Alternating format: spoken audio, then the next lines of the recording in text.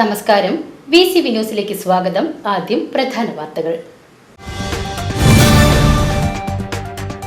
വടക്കാഞ്ചേരി നഗരസഭയിൽ ശനിയാഴ്ച നടന്ന ജനറൽ കൗൺസിൽ യോഗം ബഹിഷ്കരിച്ച പ്രതിപക്ഷം.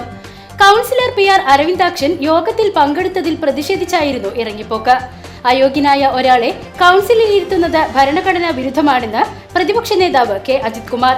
അതേസമയം UDF, കോൺഗ്രസ് നേതാക്കൾ ബോധപൂർവം നഗരസഭയുടെ വികസന പ്രവർത്തനങ്ങൾ തടസ്സപ്പെടുത്തുകയാണെന്ന് വടക്കാഞ്ചേരി നഗരസഭാ chairman PN Surendran. Vadakkanchery railway സ്റ്റേഷന്റെ മുഖച്ഛായ മാറുന്നു. സംസ്ഥാന പാതയോട് ചേർന്ന് പൈതൃക മാതൃകയിലുള്ള കവാടമാണ് ഒരുങ്ങുന്നത്. പാലക്കാട് കുളപ്പുള്ളി പ്രധാന പാതയിലെ നിരപ്പ് വ്യത്യാസം അപകട ഭീഷണി ഉയർത്തുന്നു.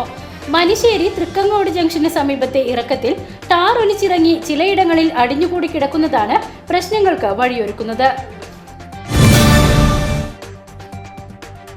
നെല്ലുവായി ശ്രീ ധന്വന്തരി ക്ഷേത്രത്തിൽ ദ്വാദശ ദിന മഹാധന്വന്തരി യജ്ഞത്തിന് തുടക്കമായി. 12 ദിവസങ്ങളിലായി നടക്കുന്ന ദ്വാദശ ദിന മഹാധന്വന്തരി യജ്ഞത്തിന് ക്ഷേത്രം തന്ത്രിയും തന്ത്രി ശ്രേഷ്ഠരും കാർമ്മികത്വം വഹിക്കും.